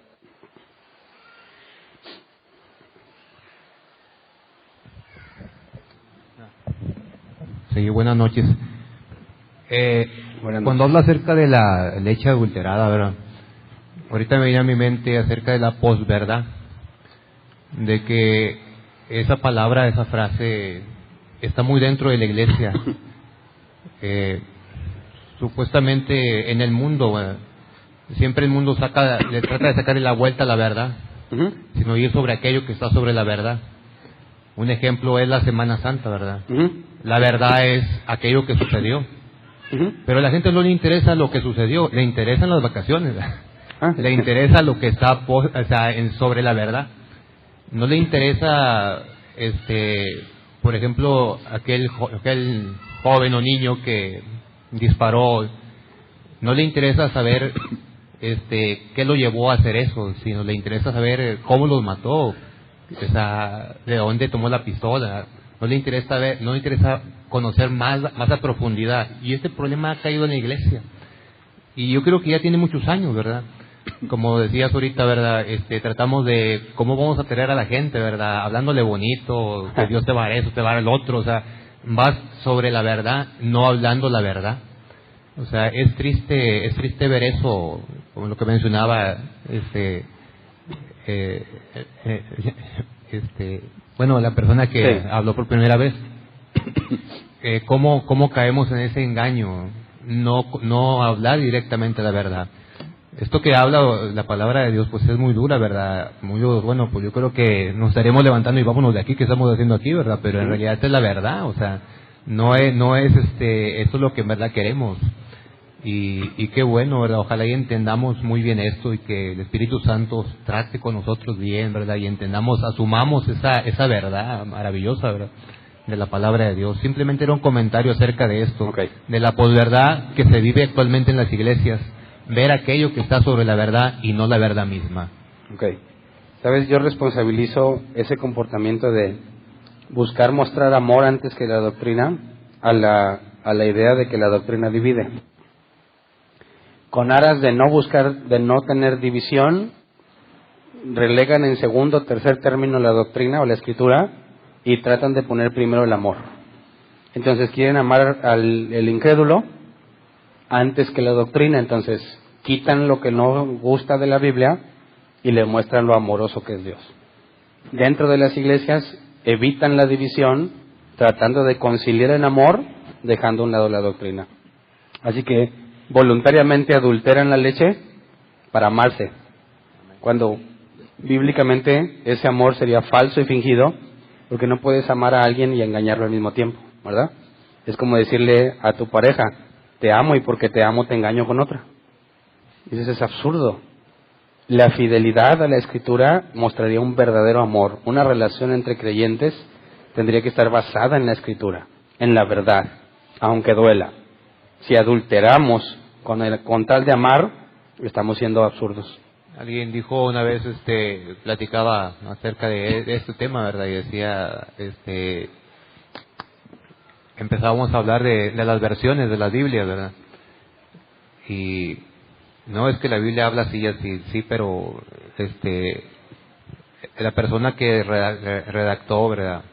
Esta escritura, la Reina Valera, Nueva Versión y todo eso, bueno, pues en todas hay ciertos errores. Digo, no digas esas cosas porque pues de por sí batallan para venir. Y luego si decimos ya esas no van a cosas, querer. pues no van a querer venir, o sea, qué pena, pero así se sigue viviendo, ¿verdad? Engañando. Nosotros hagamos lo que corresponde, ¿verdad? Y digamos la verdad. Y el que está buscando la verdad, que es Dios, estará entre nosotros. Y el que no, pues ni modo, ¿verdad? ¿Alguna otra pregunta? ¿No? Muy bien, terminamos.